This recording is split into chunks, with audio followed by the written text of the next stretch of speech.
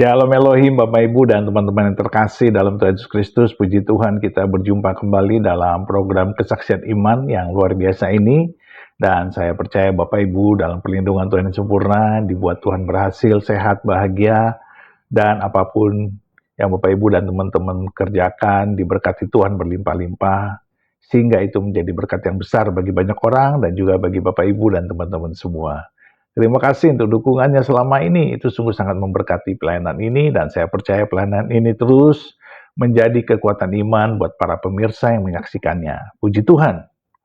Baik, hari ini kita akan mendengarkan kesaksian seorang murtadin yang dahulunya adalah anak pesantren, ya. Beliau bernama Ahmad Rohman, ya. Pak Ahmad Rohman ini adalah anak yang luar biasa di dalam agama yang lama karena berhasil memualafkan, ya, orang-orang Kristen, teman-temannya, beberapa orang, dan ini sungguh luar biasa, ya. Dan akhirnya beliau ditangkap Tuhan, dijamah Tuhan karena beliau mendengarkan sebuah khotbah di gereja yang dimasukinya untuk menyelidiki kekristenan di gereja tersebut. Dan apa yang terjadi? Beliau mendengarkan khotbah pendeta yang berkata, "Kasihilah musuhmu dan berdoalah bagi orang yang menganiaya kamu." Dan itu sungguh sangat menemplak beliau, membingungkan beliau, dan imannya terguncang karena di agamanya yang lama tidak ada ajaran seperti itu. Tidak ada ajaran mengasihi, mengampuni, bahkan mendoakan. Yang ada adalah mata ganti mata, gigi ganti gigi, nyawa ganti nyawa, ya. Dan itu membuat beliau menjadi terguncang. Dan bagaimana selanjutnya kesaksiannya? Mari kita saksikan bersama-sama. Tuhan memberkati. Salam teman-teman sekalian, saya perkenalkan, nama saya Ar-Rohman, sebenarnya Ahmad Rohman, itu nama pemberian dari orang tua saya. Saya dilahirkan dari keluarga Muslim yang taat, dan dari kecil saya dibimbing oleh orang tua saya selalu mengikuti dan mentaati aturan-aturan agama Islam. Mulai dari bangun pagi terus sampai bermain pun, kemudian sampai saya sekolah, bergaul, kemudian sampai saya tidur pun, semua itu ada aturan-aturan dari agama yang dulu pernah saya anut, yaitu Muslim. Ya. Setelah itu dari kecil saya dididik oleh orang tua saya untuk memperkenalkan agama Islam, mulai dari sholat, kemudian berpuasa, kemudian membayar zakat. Terus setelah itu bapak saya sampai naik haji, apa maksud dan tujuannya. Itu terus dari kecil sampai saya sekolah dasar, SD, SMP, nah SMA.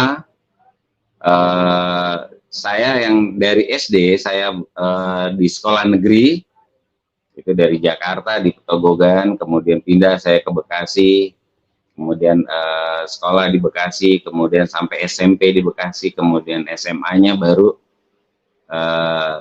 saya pindah ke Sukabumi. Orang tua saya mengarahkan saya untuk mengikuti pendidikan di pondok pesantren, yaitu Pondok Pesantren Al-Mansuriah Sukabumi. Di sana saya dididik tata cara keislaman yang kafah, yang baik, yang benar. Itu di Pondok Pesantren itu saya selama 3 tahun mengikuti pendidikan di sana. Kemudian dari pertama saya masuk, kemudian diperkenalkan tata cara, aturan-aturan pondok pesantren, yaitu mulai dari bangun pagi kita sholat subuh berjamaah, kemudian setelah sholat subuh berjamaah kemudian kita masuk kelas, yaitu ada kelompok di sana. Itu ada kelompok asal daerah masing-masing. Itu kalau misalkan dari Jakarta, misalnya Jakartanya Jakarta Barat, mereka akan masuk ke dalam kelas kelompok Jakarta Barat, kemudian dari Bekasi juga ikut teman-teman yang dari Bekasi, kemudian dari Tangerang juga ada kelompok yang dari Tangerang. Itu setiap selesai sholat subuh itu selalu ada kelas. Nah, selesai dari kelas yang di sholat subuh itu, dan di dalam kelas itu kita diajarkan bagaimana cara-cara banyak pelajaran tentang Islam, tata cara kehidupan di dalam Islam, kemudian tata cara berkhutbah, kemudian tata cara kita bergaul, itu semua diajarkan di sana. Kemudian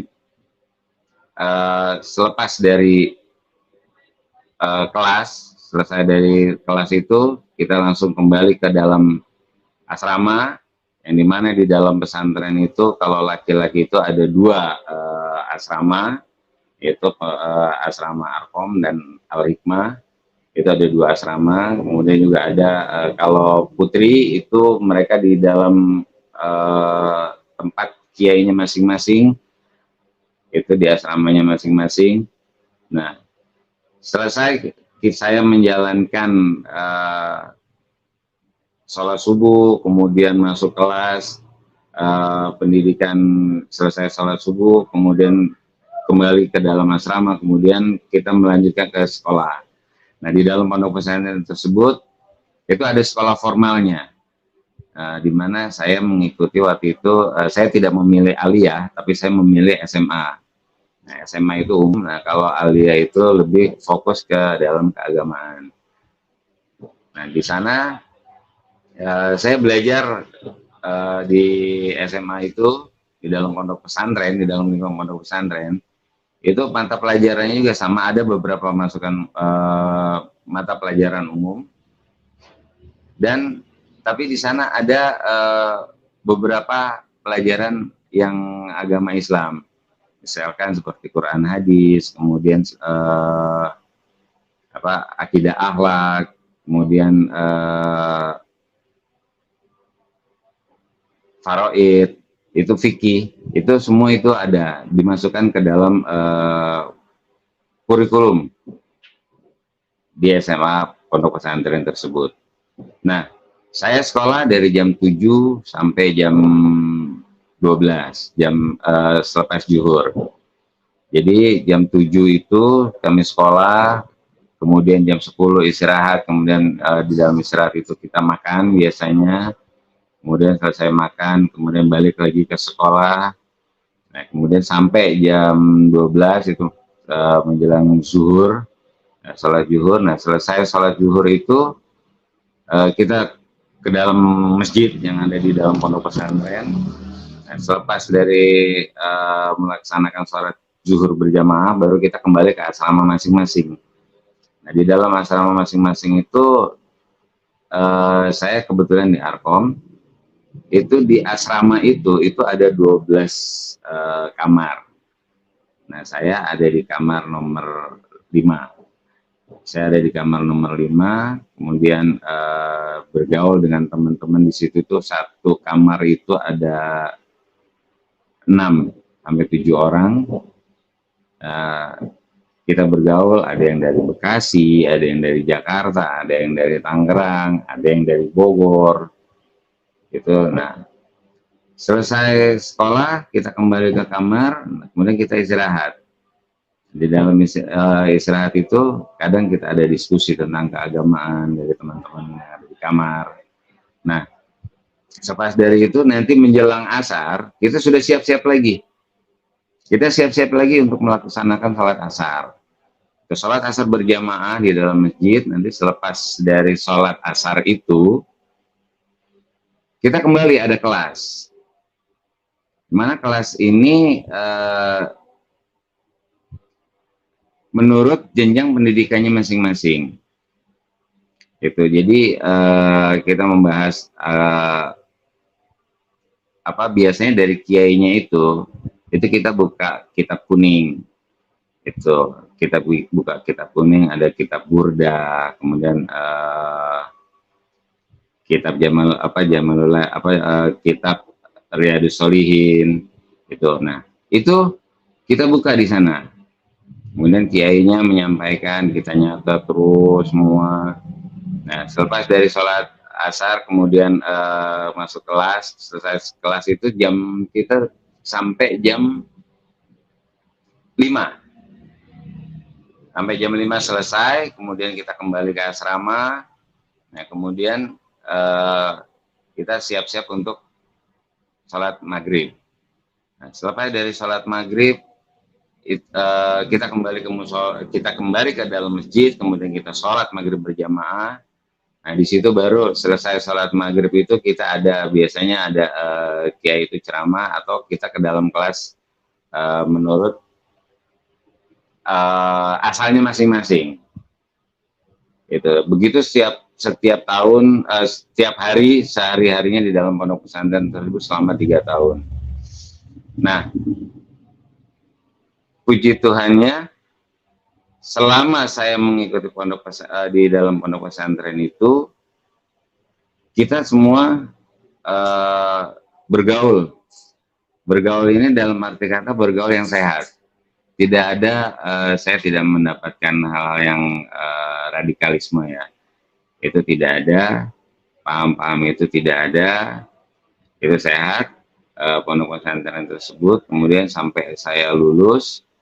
Nah, di dalam setelah saya lulus itu, di rumah itu saya kembali ke rumah, itu saya bergaul dengan teman-teman ada di lingkungan. Nah, pada saat itu pernah saya juga diangkat sama teman-teman di lingkungan, masalah itu sebagai ketua remaja masjid. Di sana itu saya bergaul dengan mereka, kemudian juga ada beberapa teman-teman karena pergaulan antar tetangga, ada beberapa teman-teman juga yang non dari Islam, itu mereka orang Kristen, kemudian mereka bergaul, kemudian mereka bercanda dengan remaja-remaja musola. Ya, ini ada beberapa teman yang tadinya Kristen, kemudian masuk Islam. Karena mereka melihat apa yang saya lakukan, kemudian mereka bergaul, itu kok kayaknya enak, kemudian mereka minta bimbingan, ya ini saya bimbing. Itu. Nah, ada 3-4 orang. Nah, kemudian setelah saya mendapatkan pekerjaan, ya, saya bekerja, kemudian saya tinggalkan kota Bekasi, saya pindah ke daerah Tangerang. Nah, di daerah Tangerang itu saya di Pocis, saya pernah bekerja di Coca-Cola waktu itu. Nah, kemudian saya bergaul di sana dengan teman-teman yang remaja musola yang ada di sana di lingkungan. Nah, itu juga sama juga. Ada beberapa yang agama Kristen, kemudian mereka bergaul. Itu kemudian saya pengaruhi mereka. Itu sebenarnya bagaimana keislaman itu, dan mereka akhirnya ada beberapa yang masuk Muslim. Nah, setelah itu lambat laun saya bekerja di sebuah perusahaan security. Nah, saya bekerja dari Coca-Cola, saya keluar, kemudian saya pindah masuk ke security karena waktu itu lagi 98 itu 97 98 97 itu kerusuhan. Akhirnya udah kita tidak bekerja lagi. Kemudian saya masuk ke perusahaan jasa security. Nah, saya bertugas waktu itu di Stadion Lebak Bulus, kemudian di Menara Tamrin. Nah, ketika saya bergaul dengan teman-teman, kemudian dengan lingkungan, nah itu ternyata ada teman yang memang orang Kristen, cuma saya perhatikan dia nggak seperti Kristen ya, dalam arti kata kalau minggu ya dia main gitu. Kamu nggak ke gereja? Nggak, malas. Oh ya udah, ini kita main. Nah, entah suatu saat itu ketika saya sedang mau ke rumah saudara, yaitu dari ke daerah Muncul yang ada di Tangerang, itu saya niatnya itu mau ke rumah saudara saya, tapi nggak tahu kenapa tiba-tiba saya itu kok berhenti di daerah Pamulang. Nah, saya berhenti di daerah Pamulang, loh, kok saya kok berhenti di sini ya? Akhirnya saya ingat, oh iya saya punya teman di sekitar sini. Gitu. Ya udah, saya telepon lah. Saya nggak berpikir macam-macam ya saat itu. Akhirnya saya telepon teman saya itu, loh, kamu nggak ke gereja? Saya bilang, oh enggak, kenapa? Gitu. Enggak, saya lagi ada di sekitar Pamulang nih. Gitu. Ini juga ada gereja, tapi gerejanya saya lihat, saya perhatikan, itu nih saya di depan gereja, saya sebut namanya, kemudian dia tanya, kamu ngapain di situ? Enggak, saya nggak ngapa-ngapain sih, cuma pengen tahu doang di dalam gereja itu ngapain gitu. Itu, oh dia sudah berpikir bahwa takutnya nanti kalau misalkan saya masuk ke dalam gereja, nanti saya ngacak-ngacak. Gitu. Akhirnya ya dia langsung buru-buru, ya udah tunggu nanti aku ke situ. Nah, ya udah, buru-buru temen itu langsung dia datang, kamu ngapain ke sini? Enggak, saya pengen lihat aja di gereja itu ngapain. Gitu. Dalam pola pikir kemanusiaan saya, dengan saya sebenarnya mau mengislamkan orang Kristen tersebut, gitu, supaya dia masuk Islam, kemudian dia tahu yang benar itu yang mana. Karena dulu yang saya pikir itu yang benar itu agama saya yang dulu, itu karena tidak semuanya itu serba tertata dan ada aturan-aturannya. Itu hanya ketika udah ketemu teman saya itu, kemudian saya masuk ke dalam gereja tersebut, kok begitu pas masuk kok nyanyi-nyanyi gitu kan. Saya tanya sama teman saya itu, ini ngapain? Ya ini pujian itu apa? Saya bilang, pujian itu apa?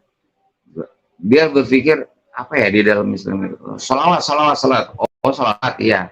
Ya salawat. Oh ya. Ini udah saya ikutin karena nyanyinya bahasa Indonesia, itu akan sangat mudah bagi saya untuk ngerti. Itu saya ikutin.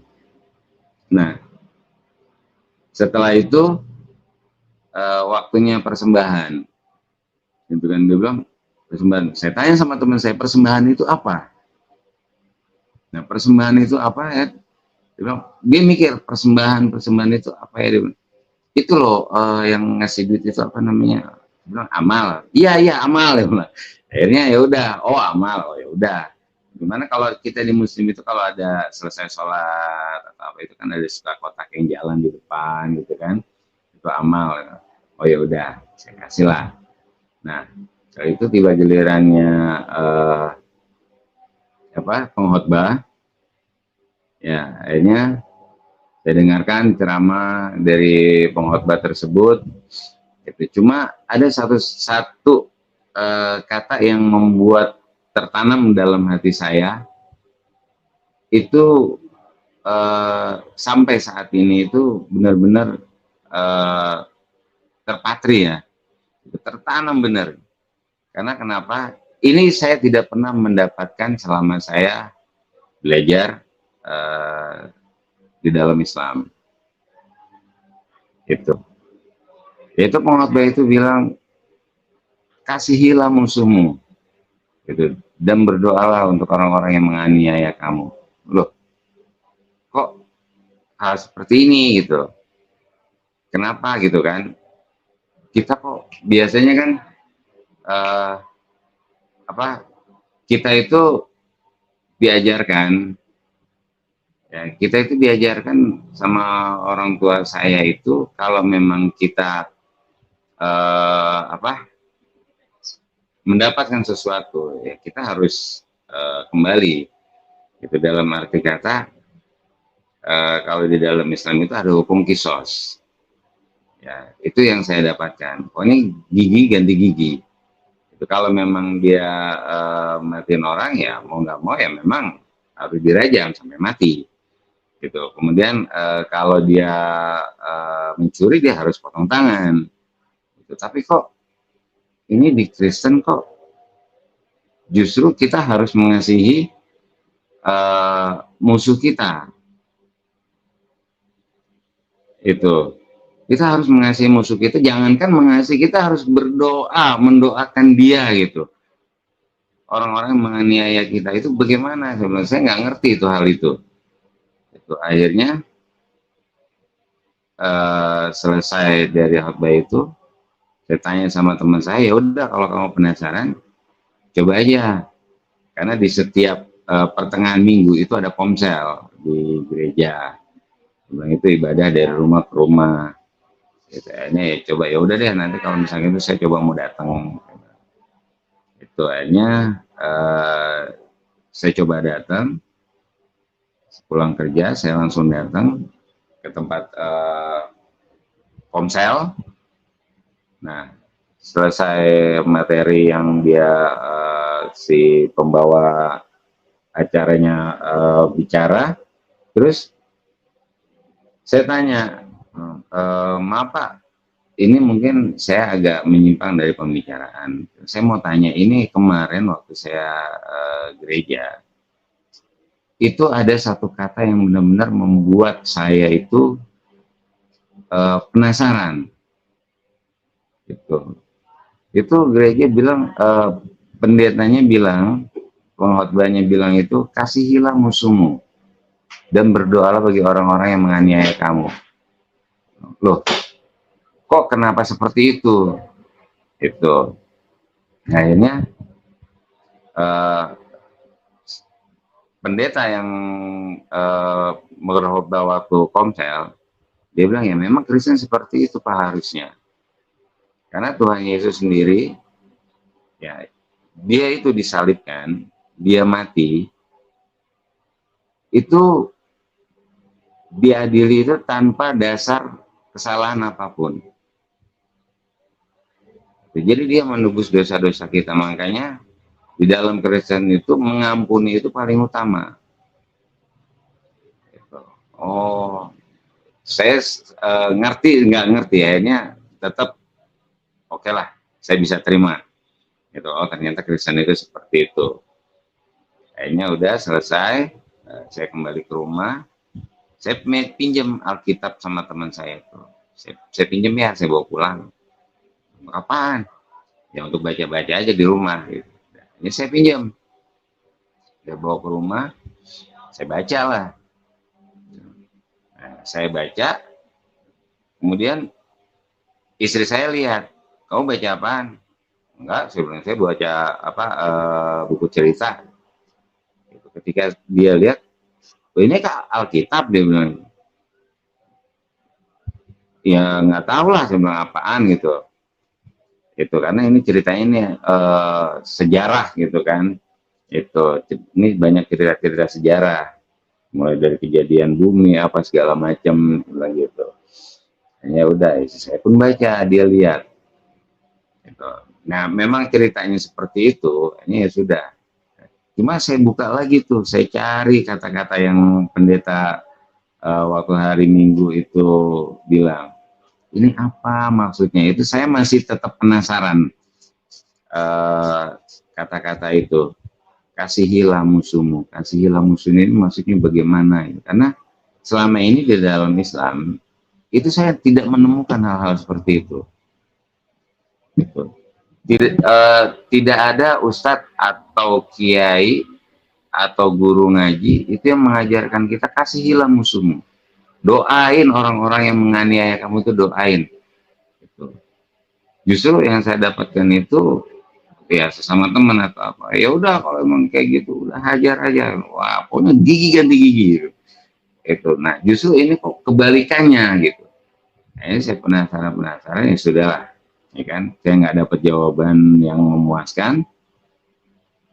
Akhirnya ya sudah, saya tidur.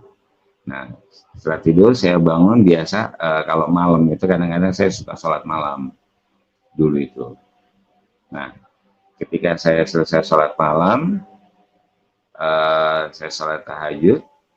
Nah, selesai saya sholat tahajud, justru malah yang saya buka itu bukan Al-Quran. Yang saya buka itu justru Alkitab. Nah, ketika saya buka Alkitab itu, saya sempat, hati saya itu tanya, loh, kok saya buka Alkitab bukan buka Al-Quran? Padahal saya habis sholat. Akhirnya entah gimana, saya tetap buka. Nah saya cari kata-kata itu, dan pas benar ketika saya buka itu saya lihat benar. Saya lihat benar, itu ternyata di dalam Matius 5 ayat 44. Itu di situ kan ditulis, tapi aku berkata kepadamu, kasihilah musuhmu dan berdoalah bagi mereka yang menganiaya kamu. Nah, dalam pola pikir saya, di sini ada tulisan, tetapi aku berkata kepadamu. Loh, aku ini A-nya itu huruf besar. Berarti sebenarnya yang ngomong ini adalah Tuhan. Karena seperti di dalam Islam sendiri, kalau Allah itu, A itu pasti huruf besar. Itu Allah berfirman. Itu. Tapi di sini aku berkata kepadamu, ini berarti Tuhan yang menyuruh. Kasihilah musuhmu dan berdoalah bagi mereka yang menganiaya kamu. Ini berarti Tuhannya yang nyuruh. Cuma Tuhannya itu siapa? Allah itu kalau saya perhatikan itu tidak ada. Allah belum pernah berbicara seperti ini. Nah ini aku berkata kepadamu. Itu loh. Saya bilang, ini Tuhan yang mana? Itu akhirnya saya penasaran. Terus saya mikir, saya tanda tanya, gitu kan.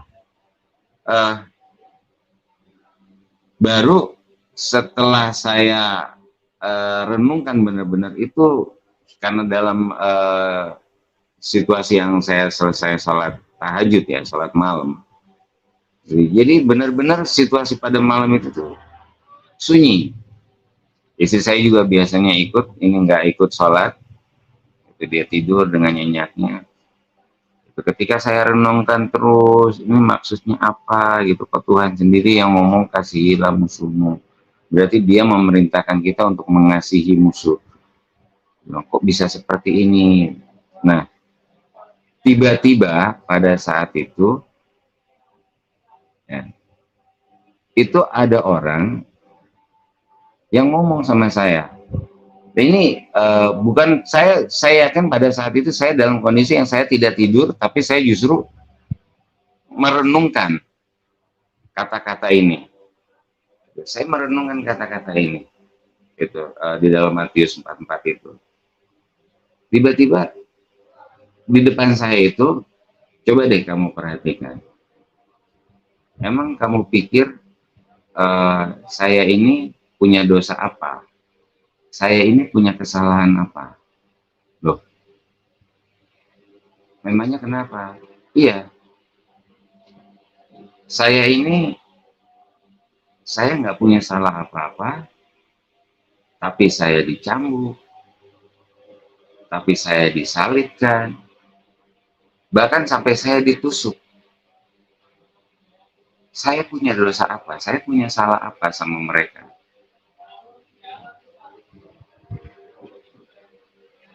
Saya pada saat itu saya nggak tahu, saya nggak ngerti orang ini siapa. Itu. Coba kamu lihat tangan saya. Begitu pas saya lihat memang bolong. Nah, ketika itu baru entah bagaimana saya langsung sujud tersungkur. Saya bilang, ya Tuhan, ampuni saya, saya bilang. Karena selama ini yang saya lakukan itu ternyata jauh berbeda. Itu. Nah, langsung begitu pas ini nggak taunya saya sujud tersungkur itu karena ngelihat tangan yang bolong itu, langsung sampai subuh istri saya ngebangunin saya. Itu, Pak, bangun sholat subuh. Begitu pas saya lihat, itu yang tadi siapa? Siapa? Kata istri. Enggak, tadi ada orang di depan saya ngomong, kemudian dia cerita, kemudian dia ngasih tahu tangannya yang bolong. Enggak ada siapa-siapa. Dicek pintu rumah semuanya dalam keadaan terkunci. Itu. Akhirnya udah sholat subuh. Nah, kata istri saya, jamaah apa? Enggak usah, kamu duluan aja deh. Bilang, kepala saya agak-agak pusing, bilang gitu kan. Akhirnya ya udah, jadi saya sholat duluan. Nah, baru saya ambil wudhu. Begitu saya ambil wudhu, saya gelar sajadah, saya langsung duduk. Saya langsung merenungkan kata-kata orang yang di depan saya tadi itu. Coba kamu lihat aku punya salah apa? Aku dicambuk, aku disalibkan, coba kamu lihat tangan aku. Itu siapa sebenarnya, saya bilang. Nah, akhirnya yang tadinya saya mau sholat, itu saya merenungkan itu, saya nggak jadi sholat. Saya tidak sholat pada saat itu, langsung saya ganti baju, kemudian saya berangkat pergi. Nah, istri saya juga bahwa saya ini kerja, karena saat itu hari kerja. Itu. Nah, selesai itu saya nggak tahu saya arahnya kemana. Tiba-tiba saya itu ngelangkah, kemudian saya bertemu sama orang, bilang, Pak, saya mau dibaptis dong. Tuh, Bapak siapa? Nggak tahu nih, saya bilang gitu. Akhirnya saya cari pendeta pada saat itu. Nah, akhirnya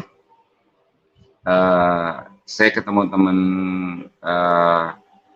kenal, kemudian ya udah diarahkan saya sama pendeta. Akhirnya saya dibaptis. Akhirnya si pendeta yang menerima saya pun agak ragu sebenarnya. Kamu nggak salah. Kamu dari Muslim mau jadi Kristen. Itu. Enggak, Pak, saya bilang. Karena saya pengen tahu itu yang datang. Akhirnya saya cerita sama pendeta tersebut. Nah, setelah itu bukannya apa-apa. Karena nggak gampang loh jadi orang Kristen. Saya pikir lagi, tapi bagaimana ya, saya bilang. Akhirnya ya udah, saya putuskan pada saat itu saya minta dibaptis. Dibaptislah saya. Saya dibaptis tempo hari itu hari Jumat. Itu di salah satu gereja di daerah Serpong. Nah, selesai dibaptis, itu baru saya tuh ngerasa emang benar-benar kayaknya pikiran saya itu plong ya, terbuka. Kemudian hati saya juga kayaknya tuh kok lega, enak, aku kayak nggak ada beban gitu ya. Itu akhirnya udah selesai dibaptis, saya pulang kembali ke rumah. Nah, selesai di rumah tuh saya yang biasanya di rumah itu ya suaranya agak keras ya, tuh saya jadi pelan gitu kan. Akhirnya begitu pas ini saya bicara sama istri saya, itu saya ngomong, istri saya juga kaget. Akhirnya keluarga semua tahu. Akhirnya dipisah karena takut istri saya nanti masuk Kristen. Akhirnya ya udah, jadi istri saya ini dibawa sama mertua, kemudian saya tinggal sendiri pada saat itu. Akhirnya ya udah, kalau memang seperti itu ya udah, ini saya pindah dari dulu saya tinggal dekat rumah mertua di Ciputat. Akhirnya saya pindah ke daerah Pamulang. Nah, di sana itu saya bergereja Nah, setiap kali saya bergereja sendiri, itu saya selalu siapkan dua tempat duduk. Maksud saya itu untuk istri dan anak saya. Nah, saya tetap bekerja. Nah, kemudian ketika saya bekerja, akhirnya saya dipanggil dan saya di PHK. Jadi saya dipecat secara tidak hormat karena memang menurut catatan yang ada, dia bilang katanya saya coba kristenisasi. Dia bilang, loh, saya tidak mengkristenisasikan siapa. Saya hanya ada beberapa teman memang itu mereka dalam kesusahan ya, karena butuh uang untuk susu anaknya atau apa. Terus saya bilang ya udah kalau emang kayak gitu, saya juga nggak punya apa-apa. Akhirnya saya ajak dia berdoa. Cuma saya bilang, tapi maaf ya, saya berdoanya menurut agama dan keyakinan saya yang baru. Ya udah nggak apa-apa, dan silakan aja. Ini kita berdoa lah secara Kristen. Nah, secara Kristen saya berdoa. Selepas saya berdoa, saya bilang sama anggota saya ini, bilang udah, pokoknya kamu nggak usah inget-inget lagi, ya kebutuhan kamu apa, kesulitan kamu apa, semua saya serahkan sama Tuhan. Saya bilang sama dia. Jadi kalau sudah diserahkan sama Tuhan saya, kamu nggak usah inget-inget lagi, biar itu jadi urusan Tuhan saya bilang. Oke siap. Udah, akhirnya bekerja sampai dari pagi, kemudian sampai sore, dia kembali balik lagi. Dan maaf, kenapa? Iya, kok sampai sekarang kok belum ada tanda-tanda sebentar lagi pulang. Saya bilang itu berarti kamu masih nyimpen apa kesusahan dunia kamu. Saya bilang, kan tadi saya udah bilang, kalau saya sudah berdoa, saya serahkan sama Tuhan saya, sama Tuhan Yesus, ya kamu nggak usah inget-inget lagi. Nanti urusan Tuhan yang perkara-perkara kamu, kesusahan kamu itu nanti Tuhan saya yang selesaikan. Saya juga nggak ngerti, saya bilang. Akhirnya ya udah. Nah, ketika akan pulang, ketika detik-detik mau pulang, itu tiba-tiba ada satu karyawan kantor, ya itu saya juga nggak kenal sama dia, tiba-tiba, Pak, Bapak komandan di sini ya? Iya. Oh ya, ini Pak, kebetulan saya ada rezeki. Ini saya ini Bapak, terserah Bapak mau pakai untuk apa. Yang penting ini rezeki dari saya untuk Bapak. Oh ya udah, terima kasih Pak, saya bilang begitu. Nah, cuma saya tahu ini bukan rezeki untuk saya, tapi ini rezeki untuk teman saya itu. Akhirnya saya panggil dia bilang, nih jawaban dari Tuhan saya. Saya kasih amplop yang tadi dikasih orang ke saya itu, saya kasih ke dia, ke teman saya itu, coba buka, cukup nggak untuk kebutuhan kamu? Saya bilang gitu. Begitu pas dihitung, dicek, Pak, benar Pak, pas Pak, cukup Pak, ini untuk kebutuhan saya, dia bilang gitu. Ya udah, kalau emang kayak gitu pakailah. Bener nih Pak untuk saya. Iya, tadi itu ada utusan Tuhan ngasih ke saya, itu saya yakin itu untuk kamu bukan untuk saya. Kayaknya ya udah, dia pulang, dia pakai. Nah, besok-besoknya itu dia ketemu sama saya, dia pengen minta diajarin. Ya saya ajarin lah, kalau saya itu berdoa, saya berdoa itu bukan alhamdulillahirrahmanirrahim, bukan seperti itu sekarang. Saya berdoa menurut hati saya, dan saya ngomong apa yang saya ngerti. Seperti tadi kita berdoa, Tuhan, saya bawa teman saya, dan dia punya kebutuhan ini Tuhan, kami tidak mampu untuk menangani, saya serahkan semuanya sama Tuhan. Silakan Tuhan atur semuanya. Kami yakin dan percaya bahwa Tuhan sanggup untuk menyelesaikan perkara-perkara teman saya ini. Amin. Saya kan berdoa cuma seperti itu. Iya Pak, saya pengen Pak bisa berdoa kayak gitu Pak. Ya udah, setiap kali kamu sholat, kamu berdoalah. Tapi dengan bahasa yang kamu ngerti. Saya bilang, kalau kamu berdoa kok tapi pakai bahasa yang kamu nggak ngerti, gimana kamu bisa tahu apa yang didoain? Tapi kalau kamu berdoa dengan bahasa yang kamu ngerti, kamu kan tahu. Saya yakin Tuhan itu dia maha sempurna. Dia ngerti segala macam bahasa, dia ngerti. Bahkan kita nggak ngomong aja dia ngerti kok, saya bilang. Itu. Nah kalau kita pakai bahasa orang lain, kita nggak ngerti, ya kita sama aja bohong. Untuk apa kita ngomong? Itu kecuali kalau kita ngomong, kita ngerti, nah kita tahu apa maksud dan tujuannya. Iya iya Pak ya Pak. Nah, kemudian ya itu karena mungkin saya disangkanya saya menginjili orang tersebut, jadi takutnya nanti kristenisasi, akhirnya saya di PHK. Gitu. Ini ya sudah, saya keluar dari kantor itu, kemudian saya sendiri, saya bilang, aduh Tuhan, saya bilang, istri saya sudah diambil, itu saya sudah dipisah dari istri saya dipisah dari anak saya, sekarang saya dipisah juga dari pekerjaan saya udah nggak mampu, saya udah nggak punya apa-apa Tuhan, istri nggak ada, anak nggak ada, pekerjaan juga nggak ada, saya hanya mengandalkan Tuhan. Itu akhirnya udah saya bergereja di daerah Pamulang tempo hari, saya bergaul dengan teman-teman saya yang ada di Pamulang. Itu di gereja itu akhirnya sehari-hari ya udah saya bilang saya tetap saya hanya berdoa dan berdoa. Akhirnya saya dapat beberapa pekerjaan, kemudian keluar lagi. Nah sampai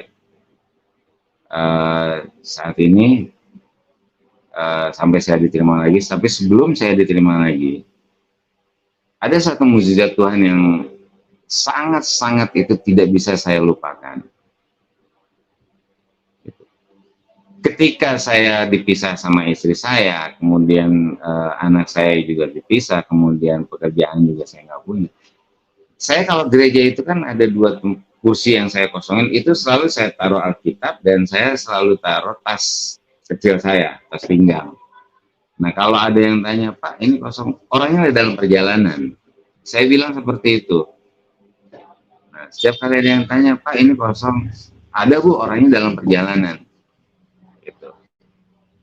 Nah, akhirnya ya sudah, istri saya saya cuma berdoa ini untuk istri saya dan ini untuk anak saya, 2 kursi itu. Nah suatu saat saya memang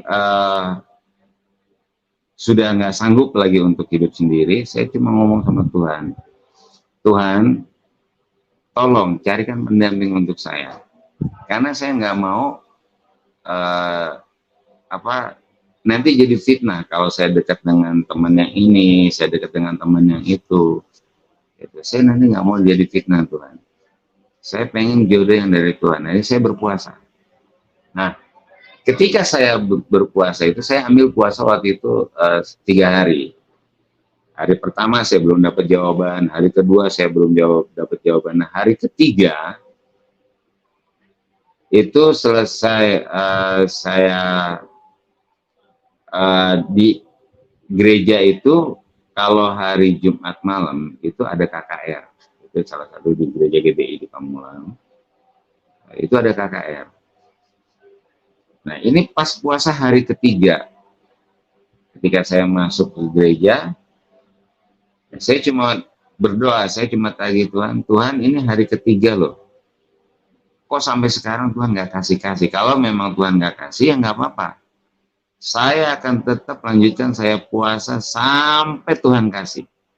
Sampai Tuhan kirim. Siapa pendamping hidup saya? Karena terus terang saya nggak sanggup Tuhan untuk sendiri. Saya butuh teman untuk untuk ngobrol, saya butuh teman untuk share supaya saya tidak jadi fitnah. Itu karena anggapan orang-orang nanti kalau saya bergaul dengan teman perempuan siapa, nanti ada kata-kata yang lain. Saya nggak mau timbul fitnah Tuhan. Yaitu udah, saya langsung ikutin puji-pujian. Ketika WL bilang ucapkan Tuhan Yesus memberkati untuk samping kiri kanan Anda, depan belakang Anda. Hanya ya udah, saya mengucapkan ke depan saya, Ibu Tuhan memberkati ya, Pak Tuhan memberkati ya, samping kiri juga, belakang juga. Nah ketika kanan itu saya lihat ada Tuhan masih kosong. Gitu. Tapi nggak tahu kenapa tiba-tiba muka saya ini kok di apa kayak kayak kalau sekarang itu kayak ditoyor gitu untuk ke belakang. Begitu pas saya lihat tengok ke belakang, saya lihat, kok itu kayak istri saya. Saya cuma mikir, duh, Tuhan, jadi Tuhan kirim ini. Jadi istri saya ini sebenarnya pendamping hidup saya, Tuhan.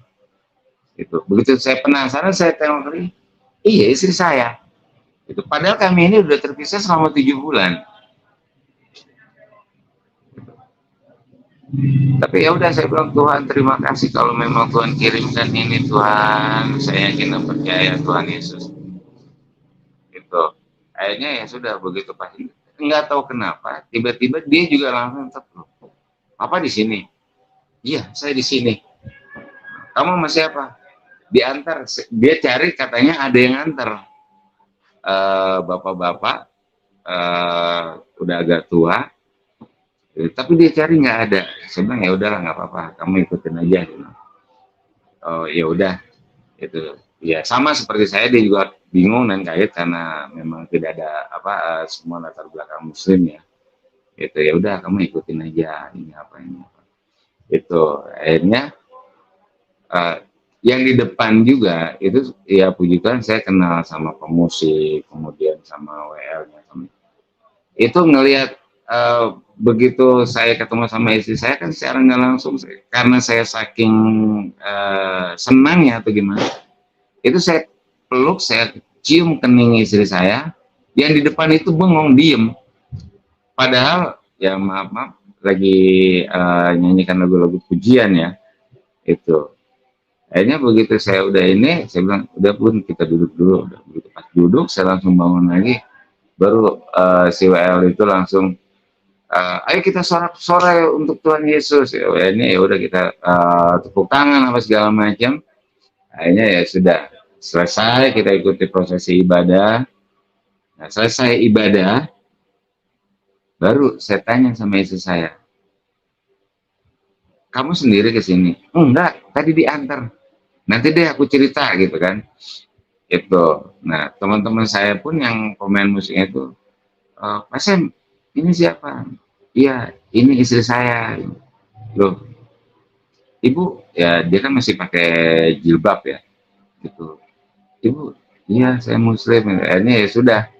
Begitu pas sudah selesai, udah kita ngobrol-ngobrol, akhirnya baru dia cerita ternyata istri saya ini dia tadinya bekerja di BSD, itu di mall. Nah biasanya dia pulang itu dia pulang naik bus. Biasanya dia kalau pulang itu naik bus Agra, nah dari BSD kemudian turun di Organon, itu di daerah veteran ya, Tanah Kusir. Itu dia turun di situ karena biasanya bus itu kalau mau ke Kampung Rambutan itu dia dari BSD masuk tol, kemudian keluar di veteran itu, kemudian masuk tol lagi. Nah dia turun biasanya begitu. Cuma entah kenapa pada hari itu dia justru nggak naik bus, dia malah naik angkot. Dia nyetopin angkot, Bang. Udah dia naik angkot, begitu dia di dalam angkot, dia bilang, saya kok bingung loh, kok saya naik mobil kecil. Itu cuma dia mikir lagi, nggak apa-apa deh, nanti saya tinggal nyambung lagi ke arah rumah. Itu nggak tahu kenapa tiba-tiba katanya dia itu ngomong, Bang kiri. Ya udah dia bayar, kemudian dia turun. Nah, dia bingung loh, kok saya ada di daerah ini daerah mana? Padahal dia nggak pernah ke situ gitu. Nah pada saat itu ada bapak-bapak ya sedikit tua lah gitu. Itu dia bilang, ya udah Neng ikut saya aja. Mana? Enggak, saya ada kejutan sama kamu gitu. Ini udah begitu pas dia ikut loh, kok ini tempat apa gitu. Di depan itu mungkin Asher gitu kan. salam ibu, apa kabar? Iya, iya, istri saya ngangguk-ngangguk aja gitu kan. Itu, nah, cuma dia kan karena ada yang bawa, karena ada yang ngajak gitu kan. Jadi masuk ya masuk biasa aja, begitu pas ngelihat saya, loh, kok ini papa di sini? Ini di situlah kita ketemu. Nah, begitu pas dilihat memang dia itu nggak diajak siapa-siapa gitu. Cuma ya itulah, saya yakin dan percaya bahwa itu Roh Kudus yang tuntun dia dari tempat kerjaannya, kemudian bisa bertemu saya kembali di gereja. Itu akhirnya ya sudah, akhirnya saya kasih tahu pendeta saya bahwa ini istri saya. Dan ini kita bergereja bersama-sama di daerah Pamulang. Itu. Nah, eh, belum begitu lama saya sudah senang, istri saya balik, kita kembali rukun, kita kembali bersatu lagi. Gitu. Nah, ternyata istri saya ini dicariin sama keluarganya. Nah, begitu pas keluarganya nyariin, dia takutnya itu nanti istri saya itu jadi Kristen lagi seperti saya. Itu akhirnya saya dicari-cari, kebetulan saya ditelepon sama omnya dia. Begitu saya ditelepon sama omnya dia, minta ketemuan di luar, saya bilang enggak om, kalau mau ketemu saya di rumah aja. Saya bilang, saya nggak biasa ketemu orang di tempat lain. Kalau memang om mau ketemu saya, silakan om ke rumah saya aja. Rumahmu di mana? Saya udah keliling-keliling, saya nggak ketemu rumah kamu. Ya sekarang om ada di mana? Bilang saya di depan jalan dekat pom bensin. Ya udah saya ke situ om. Itu udah. Saya sebelum ngelangkah saya sempat takut. Aduh, ini omnya dia kan dari angkatan ya, itu dari tentara. Nanti saya kalau ketemu dia, kondisi gimana ini? Gitu. Cuma nggak, Roh Kudus cuma bilang, udah kamu temuin aja, kamu temuin aja, udah nggak apa-apa, kok tenang aja. Ya udahlah, saya percaya, akhirnya saya temuin, begitu pas ketemu, siang om, siang tante, hanya, iya, rumahmu di mana? Itu di sebelah situ. Begitu pas saya ajak ke rumah ini kan udah lingkungan itu dia sudah lewatin berulang kali, tapi dia nggak lihat itu rumah. Dia nggak lihat itu rumah. Tapi dia perhatikan lagi, iya kok. Dia bicara sama istrinya, benar mas, saya sudah kelilingin tempat ini, tapi nggak kelihatan ada rumah di sini. Ya, tapi kok nggak tahu anak ini tinggal di sini gitu. Itu saya bilang dalam hati saya, oh terima kasih Tuhan, kalau sampai ketemu mungkin saya akan habis. Saya bilang seperti itu. Akhirnya ya sudah. Nah, si istrinya ini bilang, ini kayaknya daerah sini saya kenal deh, ini Ampera ya, dia bilang. Bukan tante, ini bukan Ampera, ini daerah Pocis, saya bilang gitu. Ini masih masuk Pamulang, kalau Ampera kan adanya di Muncul sebelah sana. Loh kok kamu tahu? Iya, saudara saya ada di sana, saya bilang. Saudara kamu ada di sana, siapa namanya? Ya, saya sebutin lah keluarga saya itu. Kebetulan yang tinggal di Ampera itu kakak dari mama saya. Saya nyebutnya Uwa. Uh, saya bilang sama dia, namanya Wakasi, kemudian anaknya, terus mau saya sebutin, kamu anak siapa? Saya anak Haji Edi, saya bilang. Serius? Iya, saya bilang gitu. Nah terus mamamu siapa? Saya sebutin mama saya, kemudian adik saya, kakak saya, semua saya sebutin. Nah dia langsung bilang sama suaminya, Pak, ini ponakan saya. Hah? Serius mah? Ya, dia kenal semua, sama uang yang dimuncul juga dia kenal. Langsung begitu mau bicara sama papa saya tapi nggak tahu diangkat apa enggak. Dia bilang gitu. Ya udah coba. Akhirnya udah saya telepon, ya puji Tuhan, yang ngangkat itu mama saya. Itu, ini ngomong aja, bilang saya nggak mau ngomong. Kayaknya ya udah dia ngomong ini, wah ternyata benar. Ya udah, Akhirnya si omnya itu bingung, loh, kamu tahu nggak tujuan saya kesini apa? Tujuan saya nyari kamu itu apa? Saya nggak bicara, tiba-tiba langsung ngomong, saya yakin nampaknya itu Roh Kudus. Dia bilang, dalam keyakinan saya yang sekarang Om, semenjak saya jadi Kristen, saya yakin dan percaya orang yang datang ke rumah saya itu pasti bawa berkat untuk saya. Saya bilang seperti itu, orang yang datang ke rumah saya pasti bawa berkat untuk saya. Karena pasti ada damai sukacita untuk saya. Karena saya dikunjungi sama orang. Tapi omnya itu bilang, bukan. Saya datang ke sini nyari kamu, itu cuma ada dua pilihan. Kamu masuk rumah sakit, atau kamu mati di tangan saya. Karena kamu sudah ajak ponakan saya masuk Kristen. Itu. Wah, langsung pikiran manusiawi saya itu, aduh Tuhan, ini gimana ini kalau gitu. Ya akhirnya entah kenapa si omnya itu bilang, cuma saya nggak ngerti kenapa kok akhirnya kok kamu ini ternyata ponakan dari tante saya, dari tantenya istri saya itu. Kayaknya tanpa pikir panjang dia telepon lah si omnya itu ke orang tuanya dari istri saya. Itu, Pak, saya udah ketemu anaknya, saya juga udah ketemu rumahnya, tapi maaf, saya nggak bisa berbuat apa-apa. Emang kenapa? Terus rencananya gimana? Wah, saya yakin nampaknya itu semua udah mereka susun rencana yang rapi untuk ya minimal saya masuk rumah sakit pada saat itu, kalau enggak ya saya mati. Itu. Iya. Ternyata si Rohman ini ponakannya si tante nih, gimana? Hah? Serius? Iya, Pak. Dia sebutin uaknya yang dimuncul, kemudian dia sebutin keluarganya. Nah itu keluarga istri saya, dia bilang begitu. Ya udah sekarang gini aja Pak, ya kesalahan-kesalahan si Rohman, ya nanti saya jelasin lah ke Bapak.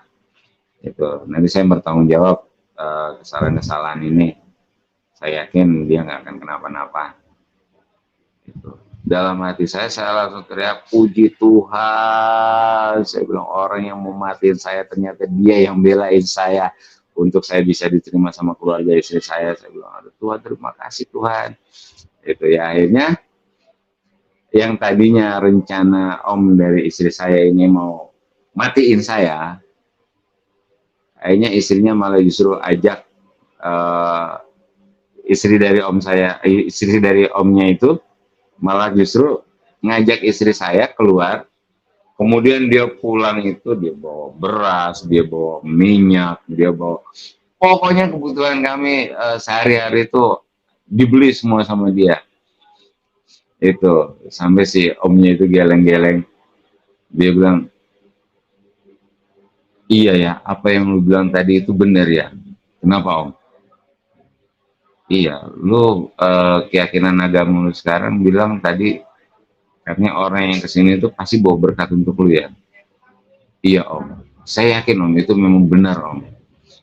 Iya, ternyata emang benar tuh, liatin aja tante lu beli barang-barang apa, beli kebutuhan-kebutuhan itu. Aduh ya om, maaf ya om ya, saya menyusahin om ya. Kata tante saya, udah nggak apa-apa, ini nggak seberapa kok. Dia bilang gitu. Akhirnya ya udah selesai semua, dia pamit pulang. Ya udah nanti kamu pulang aja ke rumah, nggak apa-apa, nanti ada saya. Kata omnya begitu. Ya udah om, makasih om ya. Ya om kalau mau main aja ke sini, nggak apa-apa, saya bilang.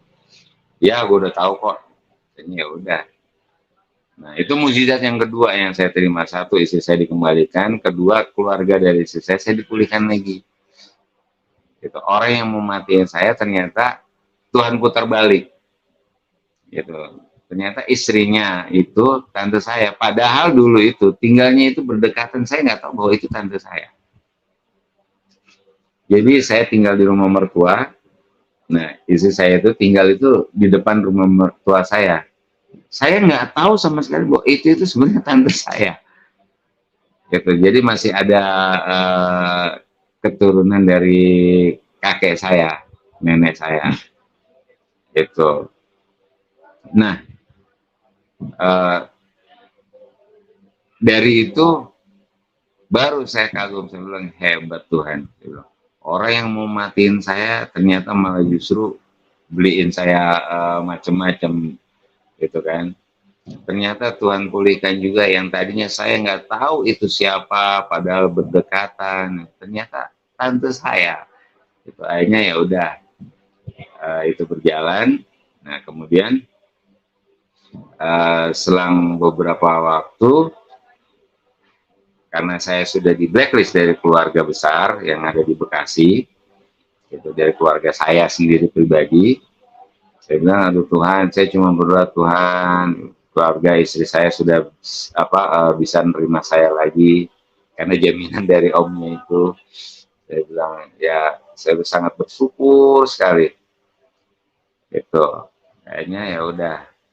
Saya tinggal berdoa, saya bilang saya Tuhan gimana caranya Tuhan, saya ketemu keluarga saya lagi. Gitu. Nah, pada suatu hari saya ketemu sama temen ya, yang dulu di Coca-Cola, itu dia bilang katanya, lu udah main ke gua lu belum?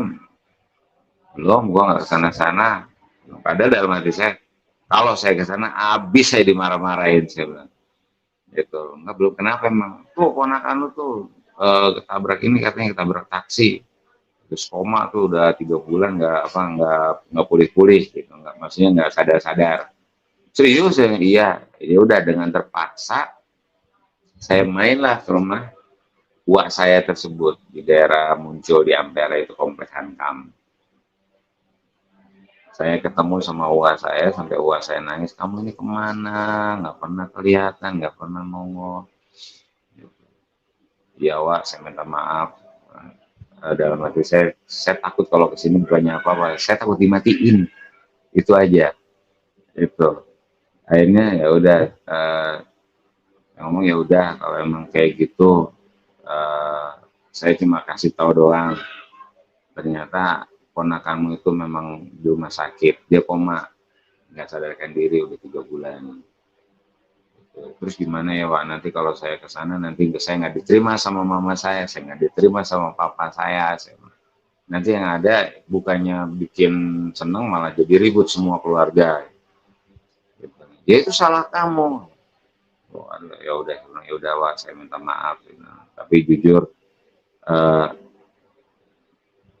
kalau saya pribadi sendiri, dia bilang, saya juga mungkin nggak akan seperti ini Wak. Tapi kalau memang udah Tuhan kehendaki, saya mau bagaimana lagi? Wah, Tuhan yang mana? Ya Tuhan Yesus Wak. Kalau memang Tuhan udah memanggil saya untuk jadi pengikutnya, ya saya mau bilang apa lagi? Gitu. Saya udah nggak bisa ngapa-ngapain Pak. Ini mau nggak mau ya saya harus tunduk dan patuh dan taat sama perintah-perintah Tuhan saya yang sekarang. Karena yang sekarang itu nyata, bukan seperti yang dulu. Kalau dulu saya nggak tahu Tuhan saya itu bentuknya kayak gimana. Tuhan saya itu dulu berwujud, tapi katanya berwujud, tapi wujudnya itu saya nggak ngerti, saya nggak tahu. Tapi kalau Tuhan saya yang sekarang, saya ngomong, saya minta petunjuk, dia pasti akan hadir.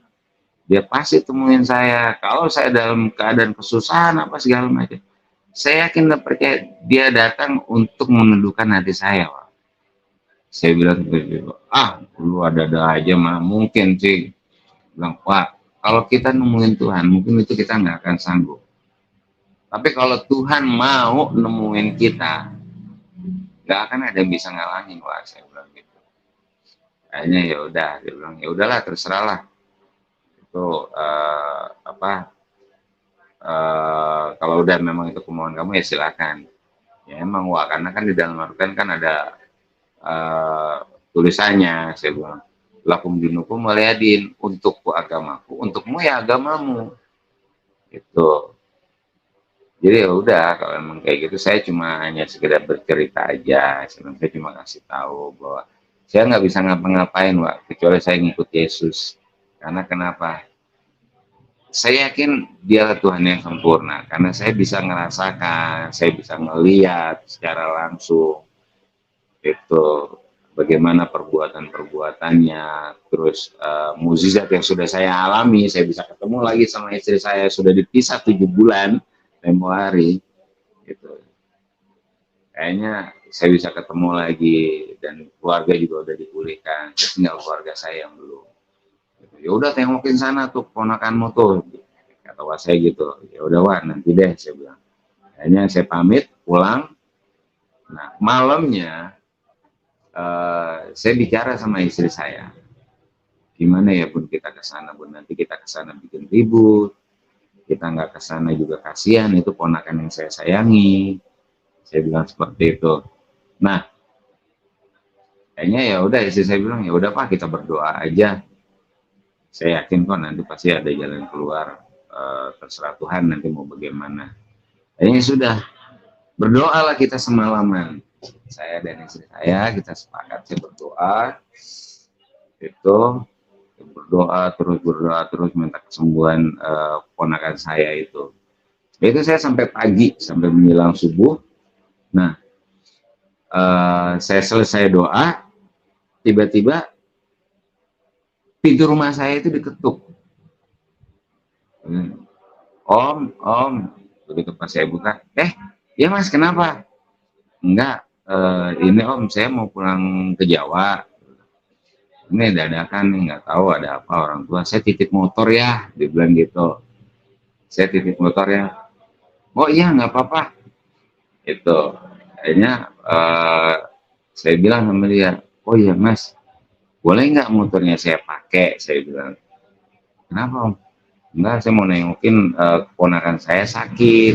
Ini katanya sih koma, itu udah 3 bulan di rumah sakit, nggak sadar-sadar. Saya mau nengokin, boleh nggak? Oh pakai aja, kata orang itu. Kata, ini pakai aja Om, nggak apa-apa kok. Itu ya untungnya, alhamdulillah dia bilang bensinnya baru saya isi kok, itu penuh. Kalau cuma dari sini ke Bekasi mah lebih lah, dia bilang gitu. Nggak apa-apa. Oh iya Om, ini sekalian uang tanda terima kasih, saya bisa nitip motor sama Om. Oh nggak apa-apa Mas, nggak usah. Nah, ini kan saya boleh dikasih pinjam aja untuk ke Bekasi, saya udah untung, saya bilang. Nggak usah, udah nggak apa-apa. Takutnya nanti di jalan kempes atau gimana. Ya kan Om juga butuh biaya juga. Pikirnya iya juga sih. Ya udah Mas, nggak apa-apa ya. Udah nggak apa-apa. Makasih Om ya. Saya boleh titip motor. Saya yang terima kasih Mas, dia bilang. Saya dipinjemin motor jadinya. Gitu. Ini sudahlah. Orang itu pergi. Saya bicara sama istri saya. Udah Bun, ayo kita ke Bekasi. Tapi kita nggak ke rumah ya. Kita langsung ke rumah sakit aja. Itu supaya nggak terjadi hal-hal yang tidak kita inginkan. Saya bilang begitu sama istri saya. Ya udah Pak, yuk ke Bekasi lah ceritanya saya. Saya ke rumah sakit. Begitu saya sampai rumah sakit, saya ketemu resepsionis. Cuma resepsionisnya itu sibuk. Setiap kali saya manggil, Sus saya mau tanya sebentar Pak, dia telepon terus ya kan. Tutup telepon, saya mau tanya lagi sebentar Pak, ada telepon bunyi lagi. Jadi seolah-olah saya nggak dikasih kesempatan untuk bicara sama si resepsionis rumah sakit itu. Saya nggak boleh bicara ini, aduh Tuhan, saya pengen ketemu sama ponakan saya ini di mana, kamar berapa, itu.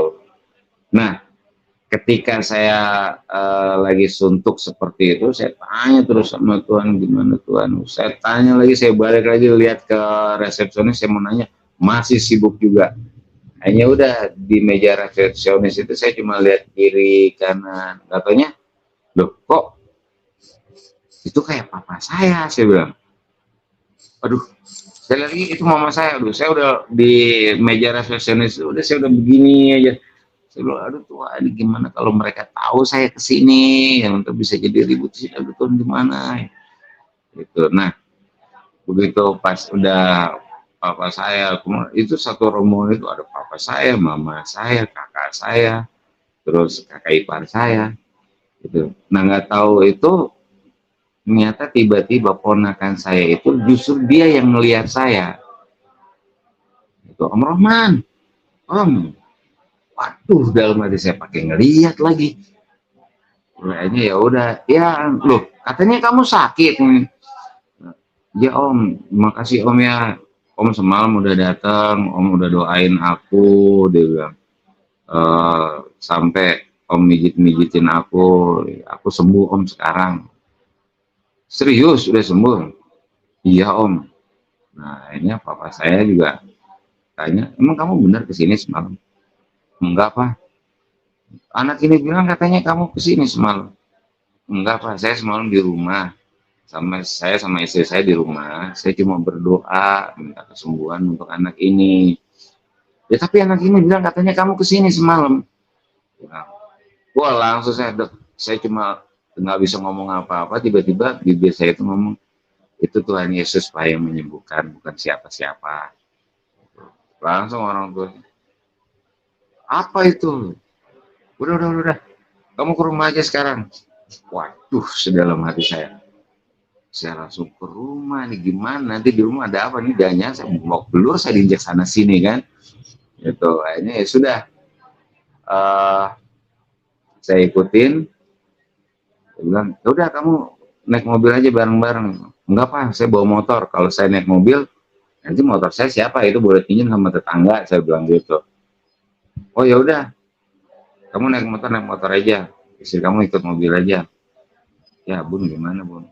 Istri saya tadinya nggak mau. Ponakan saya yang ngajak, udah tante ikut kita aja yuk. Jadi gane kayaknya ya udah Bun ikutin aja.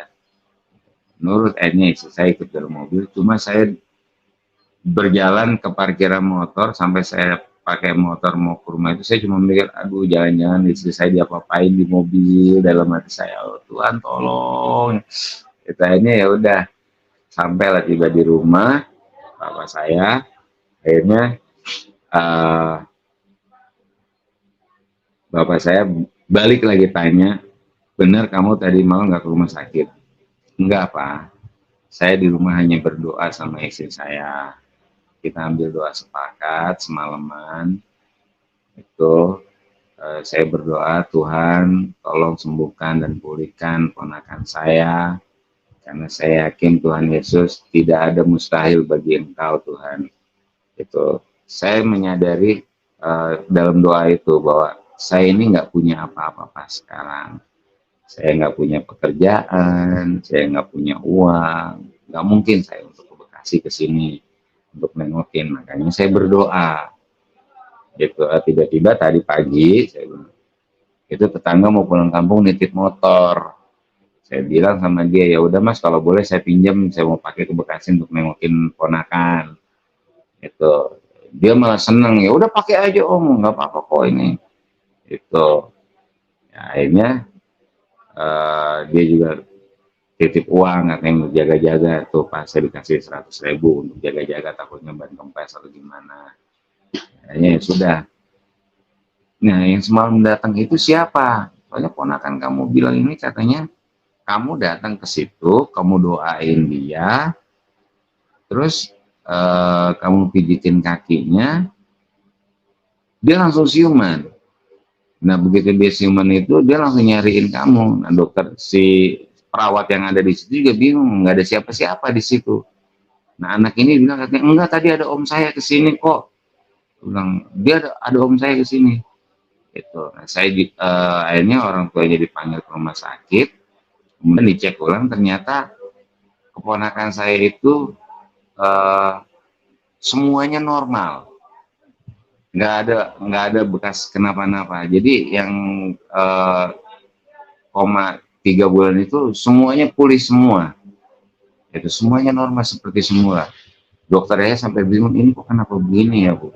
Nggak tahu nih Pak, katanya kata ponakan kata anak ini katanya semalam omnya datang. Nah itu akhirnya ya udah, yang penting jadinya dicek semuanya nggak kenapa-napa, makanya diizinkan pulang. Itu ya akhirnya kata papa saya, ya udahlah kalau emang begitu nggak apa-apa, yang penting jadinya keponakan kamu udah sembuh. Jadi ya udah alhamdulillah.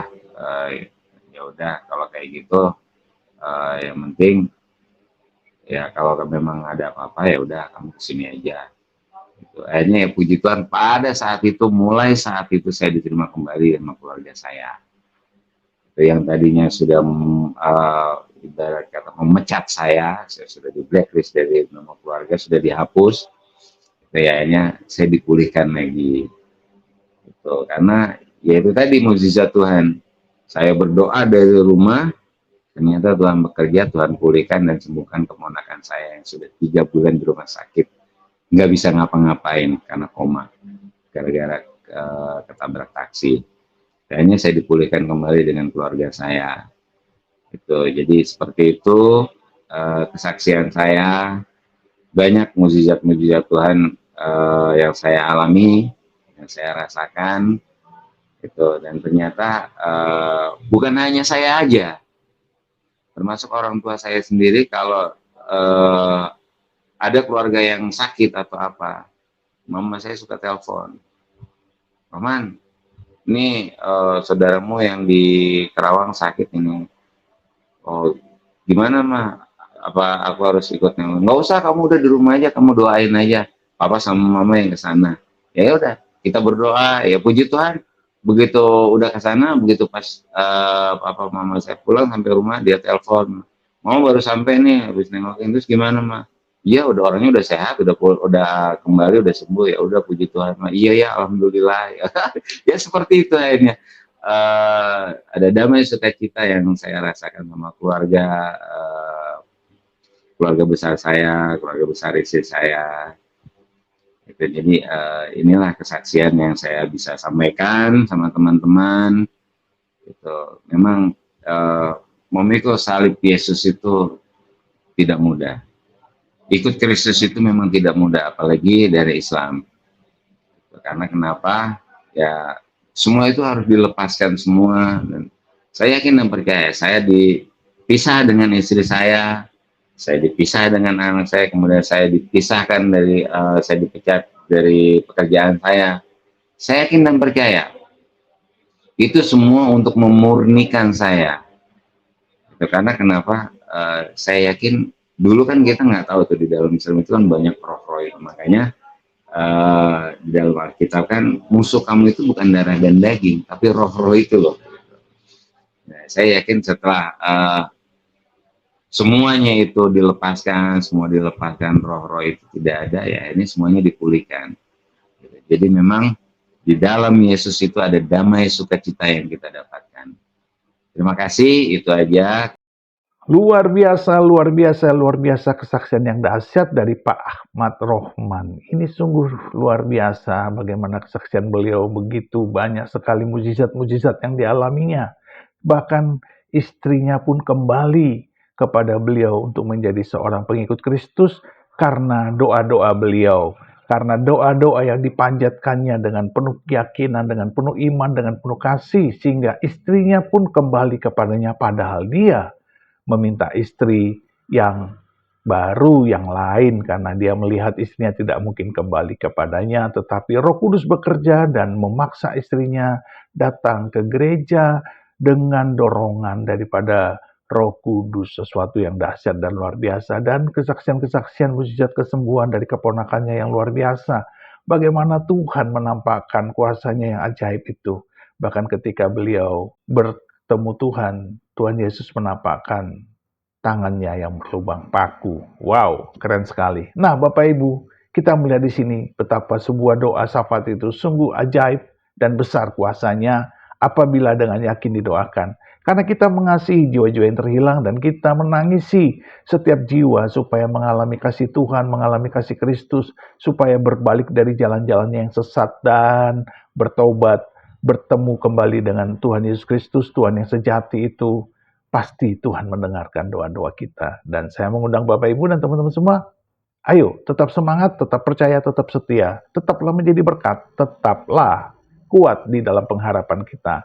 Karena kasih Tuhan ada di dalam kita dan Tuhan beserta kita dan pasti memberkati kita. Terpujilah nama Tuhan, Tuhan memberkati Bapak Ibu semua di dalam nama Bapa dan Anak dan Roh Kudus, di dalam nama Tuhan Yesus Kristus. Haleluya, haleluya, haleluya. Amin. Amin amin amin amin.